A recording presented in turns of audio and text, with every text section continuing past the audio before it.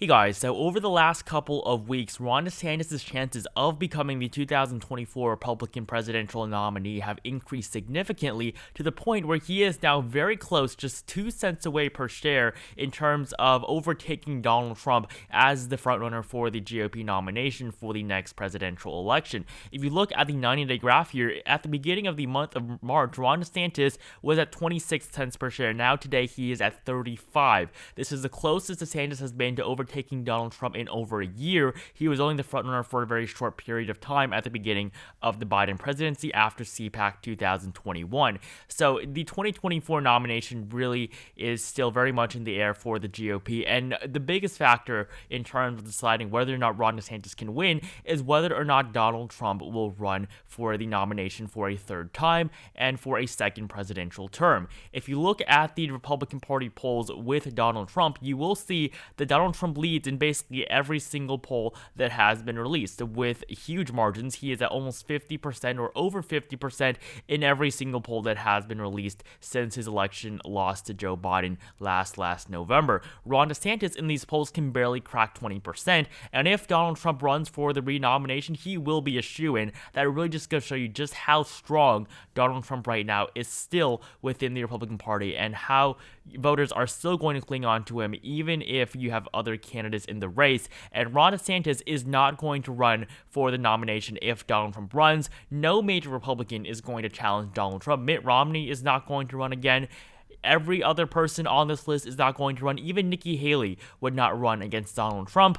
I don't see Mike Pence doing it either, although Mike Pence has been defying Trump in many instances lately. But if you do look at the polls without Donald Trump, you will see that most of them show Ron DeSantis in the lead. There was one poll showing Donald Trump Jr. in the lead, but it's basically either Ron DeSantis or Mike Pence, although lately Ron DeSantis has led in quite a few more polls, although we really have not seen any since November last year. But still, Ron DeSantis is the clear favorite for the nomination without Donald Trump. Mike Pence can still be a major player, but I really do not believe that he will be able to hold on to his support. He really just does have too many haters within the Republican Party. Ron DeSantis has a lot less. He is popular among those who support Donald Trump, and he is popular among the more moderate Republicans on the more liberal wing of the party. So Ron DeSantis right now, I think, is the best possible nominee for the Republican Party in 2024. I think that he would perform better than Donald Trump. I think Trump has just alienated way too many voters, and Ron DeSantis would play a lot better with independents. And so looking at the polling between Joe Biden and Donald Trump, currently, Joe Biden has led in every single poll except for the latest one, which was done by Rasmussen. So obviously, you should expect a little bit of a skew towards Ron DeSantis, and this is still a pretty major lead, with many people still being undecided. But the polling, it really does not tell us too much because it is very early, and you have a significant chunk of the electorate as undecided. So today, I will be updating my prediction between Joe Biden as the Democratic nominee running for his second term against Ron DeSantis. So I'm going to start off by filling in the solid states on this map. Of course, Joe Biden is going to get most of the very traditionally solid Democratic states on the West Coast and the East Coast, and so I think that in 2024, Joe Biden would not be in as strong of a position as he was in 2020. He won't be running against a very unpopular incumbent. This time, Joe Biden will be the very unpopular incumbent himself. And if you look at just the polling for everything in terms of the Democratic Party going to 2022 and these midterms, the Democratic Party is doing very poorly in every single category possible. They are weak among independents at this point. They're losing the genetic congressional ballot. Their governors, many of their governors, are expected to lose. Laura Kelly in Kansas, as well as Tony Evers in Wisconsin.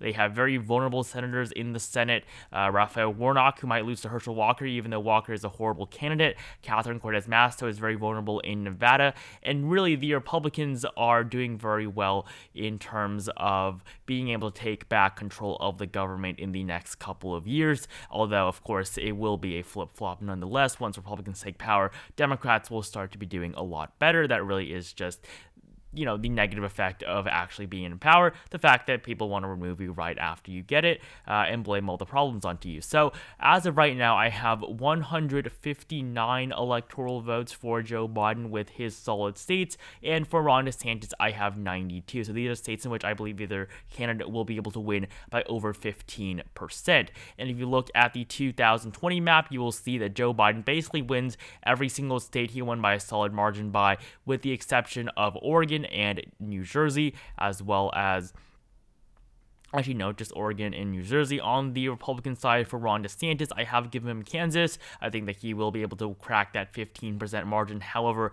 I have left out both Missouri and Indiana for Ron DeSantis. I don't think he'll win these two states by a solid margin. I think that Donald Trump did very well in the Rust Belt in this whole Midwestern area. That does include Missouri and Indiana, but Missouri, I think that just traditionally, it does not vote by that solid of a margin when Donald Trump is not on the ballot. The last time that Missouri voted solid for a Republican besides Donald Trump was all the way back in 1984 for Ronald Reagan, where he won 489 electoral votes. So the state of Missouri really does not typically go solid for the GOP, and it has not gone that way in the Senate or governor elections over the last couple of decades either. Donald Trump really just performed very well in the state, so I will be leaving that off the solid list of states for Ron DeSantis.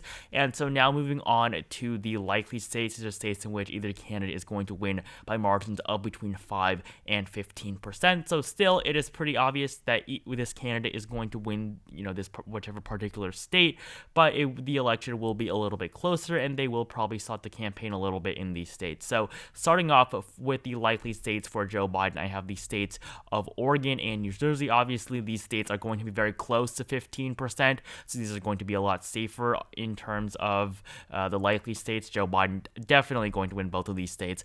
I also have the states of Colorado and New Mexico. In 2020, Joe Biden won these states by 13.5 and 10.8% respectively. Very big margins. If you go to 2016, Colorado was 4.9, New Mexico 8.2. So this was a pretty significant shift to the left for both of these states. Although if you do go back to 2008, New Mexico was actually solid for Barack Obama, despite voting for George W. Bush in 2004. So that really was a 16-point flip, but in 2020, Joe Biden still did end up with a pretty strong victory there. So this now gives Joe Biden almost 200 electoral votes. I also have the state of Minnesota. I think that he will be able to hold on to that by a margin of over 5%. This state has voted for the Democratic Party in every single election since the election of 1972, where Richard Nixon won 420 electoral votes. And so on this map now, you can see the flip states. So all these states with the little lines over them, these are the states that were flipped. So in 2020, of course, you had the upper Midwestern states, as well as Arizona, Georgia, and the 2nd District of Nebraska. So looking back here at the 2024 map, on top of Minnesota, I also have the state of New Jersey going for Joe Biden. Another 13 electoral votes. He won the state by 10 points in 2020, double the margin that Hillary Clinton won it by in 2016, even though her running mate Tim Kaine was a senator and former governor of the state. So with the addition of Maine as the final likely state for Joe Biden, I have 221 electoral votes for Joe Biden with his solid and likely states. I think these are the states that he is basically guaranteed to win. Now, on the Republican side, there are quite a few more states with a lot more electoral votes up at stake. So before I go any further, make sure to join my Discord server if you have not. The link is at the very top of the description below, where you can stay updated on the 2022 and 2024 elections. I also have channel memberships for just 99 cents a month, so make sure you consider getting one of those if you are interested in being even more updated, to this channel, as well as for future elections. So now, looking at the likely Republican states, starting off with the states of Iowa and Ohio, both of these states voted for Donald Trump by roughly 8 to 10% in the past two elections. I think Ron DeSantis can hold that margin above 5%. I also, of course, have the states of Indiana and Missouri. These two states are going to be a lot closer to the 15% side of the spectrum here. So an additional 21 electoral votes for Ron DeSantis. I also have the states of South Carolina and Alaska. Both of these states voted for likely margins for Donald Trump in both elections. I don't think Ron DeSantis is going to be any different. I have the 2nd District of Maine. This district has become a lot more Republican in recent years. And I also have these 2 states, the states of both Texas and Florida. In the state of Texas, it now has 40 electoral votes, the most it has ever had. And in 2020, Donald Trump won it by a margin of 5.6%. 2016, this margin was 9%. 2012, with Mitt Romney, who was really the last traditional Republican on the ballot for the GOP, 15.8%. That was the margin for Mitt Romney. And I think that in 2024, Ron DeSantis will not win it by a solid margin, but he will win it by a larger margin than Trump's 5.6% in 2020, which really was a very disappointing margin for the Republican Party. John Cornyn won his re-election to the Senate by over 10 points on the same ballot. So Ron DeSantis really did do very poorly in Texas, or Donald Trump really did do very poorly in Texas, but I think that Ron DeSantis is a better nominee and will be able to perform better among independents in the state. I also have the state of Florida. This, of course, is Ron DeSantis' home state, and even though I'm categorizing it in the likely column, I think that it will be a very, very low likely victory for Ron DeSantis. I think that it will be very close to 5%, but I do think that the state is a little bit more assured for Ron DeSantis than what I would typically put as a lean state. So I will give these 30 electoral votes to Ron DeSantis. If you look at his last governor election in 2018, he really was not able to win it by any impressive margin at all. In 2018, he defeated Andrew Gillum by 0.4%, and he will have to win his re-election to the governorship in 2022 this November. If he does not win his re-election, I don't think he can become the 2024 presidential nominee for the Republican Party, but as of right now, Ron DeSantis is in a very strong position against Charlie Crist and Nikki Fried, so I think that won't be too much of an issue for him. But 2018, he was running again, for his first term, so obviously this election was expected to be very close. It really was very, very close. It was basically the closest election that we had. However, in 2024 on the presidential level, I do think that he will do a lot better. Even Trump won the state by 3.4%. Ron DeSantis, with his Latino background, will be able to win it by, I believe, very slightly over 5%. And so this will give Ron DeSantis 219 with his solid and likely states to 221 for Joe Biden. So this really is a very even matchup. Now we have the lean and tilt state, the lean margins of between 1 and 5%, and of course tilt margins being margins of less than 1%. So those really are the closest of the closest states. And so I'm going to start off with the lean states for Ron DeSantis. I have these 2 states of Wisconsin and North Carolina. I think that both of these states are going to be lean for the governor of Florida. 10 electoral votes from Wisconsin. This state was won by Donald Trump, who won it by 0.76%, I believe, in 2016. Yep, 0.76. In 2020, Joe Biden flipped it, winning it by 0.63.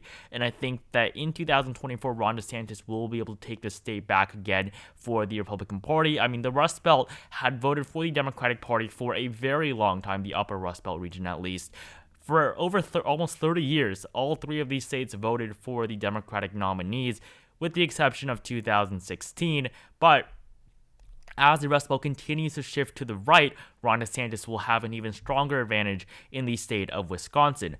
In North Carolina, this is a state that Democrats have been targeting for a very long time. They lost in the Senate here in 2020 with Cal Cunningham because of his scandal. I think that he definitely could have won. On the presidential level, Joe Biden lost the state by 1.3%. 2016, this was a margin of 3.7 for Donald Trump over Hillary Clinton.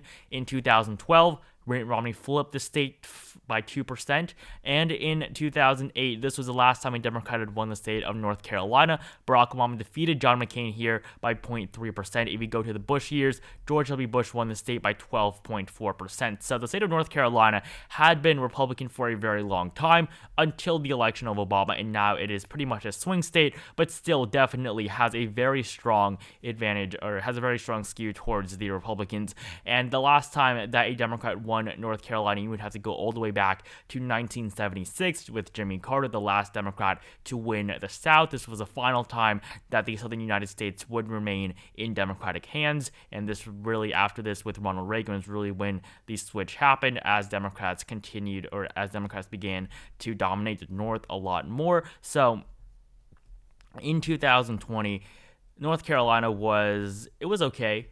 The Democratic Party did all right there. Many did expect Joe Biden to win. I think that most people expected Joe Biden to do better in North Carolina than in Georgia, which Joe Biden actually ended up winning by 0.2%. If you go to 2016, Trump won the state by over 5%. So that really was a pretty significant shift in favor of the incumbent president, now Joe Biden. But I think that North Carolina will definitely remain in the Republican column. I also have on the Democratic side now the state of Nevada, 6 electoral votes, won by 2.4%. for Hillary Clinton and Joe Biden in 2016 and 2020. 2008, Obama won the state by 12.5% after flipping it from Bush in 2004. So Obama really did very, very well in the 2008 election. This really was a landslide in modern terms. Obviously, he was not going to win many of these southern states or the states in the middle of the country here. But, I mean, the significant shifts that we saw in 2008, we'll probably not see in a very, very long time. I mean, New Mexico, 15%, a solid margin for Barack Obama. In 2004, the state voted for Bush and the Republicans. So, we're not going to see anything like this for the Democratic Party in a very long time. But in 2020, Joe Biden was able to hold on to Nevada by the same margin as Clinton. I do think that he will be able to do that again, although by a little bit of a smaller margin. I also have the state of New Hampshire for Joe Biden. I think that he will be able to hold on to that, even though Hillary Clinton very narrowly won the state in 2016 by 0.4%. Joe Biden still won it by 7% in 2020. And for Ron DeSantis, I have finally the 2nd District of Nebraska. This was flipped for Joe Biden by 6.6%, but I think it is very fluid. I think that the Republicans can definitely win it back, and with redistricting, it will be even harder for the Democratic Party to win this district, as the district lines have changed just a little bit. So I think that Ron DeSantis will be able to flip the 2nd district back. In terms of Maine, there really were not too many significant changes. It was just to balance out the populations. So 231 now, 246. We have 4 more states. These are the 4 tilt states. Basically, Joe Biden has to win 3 of them. Ron DeSantis has to win 2 if they are the 2 right states. Pennsylvania is the big one. Actually, no. Ron DeSantis basically only has to win 2 of these 4 states, even if you take this out. So Ron DeSantis needs to win 2. Joe Biden has to, of course, win 3. So I'm going to start off with the state of Michigan. I do think that Joe Biden will hold on to the state 15 electoral votes. He did win it in 2020 by almost 3%. He, of course, flipped this back after Trump won it in 2016. I also have the state of Arizona. I do think that Joe Biden will be able to hold on to this. This state has been trending more and more to the left recently, and I think that with that, Joe Biden will be able to very narrowly get across the finish line again. He, of course, did also flip this state over Donald Trump in 2020. And for Ron DeSantis, I will give him the state of Georgia. We are now 5 electoral votes separating the 2 candidates, 16 electoral votes in Georgia. I think that the Republicans will be able to flip it back, although this state will continue to trend more and more to the left. I don't know what came out there, but the state will continue to vote more and more Democratic. And finally, the state of Pennsylvania, 19 electoral votes, won by 2% for Joe Biden in 2020. I think that Ron DeSantis will be able to very narrowly flip that state back for the GOP as well, giving him 281 electoral votes. So as of right now, I think that going into the 2024 presidential election, Ron DeSantis does have a slight edge over the incumbent president, Joe Biden. So thank you guys so much for watching this video. Make sure you like it down below if you enjoyed it. Comment down below who you think would win in this scenario. Make sure you join my Discord server if you haven't. Link at the very top of the description below. I also have channel memberships, 99 cents a month. Again, thank you guys so much for watching this video, and I will see you guys in the next one.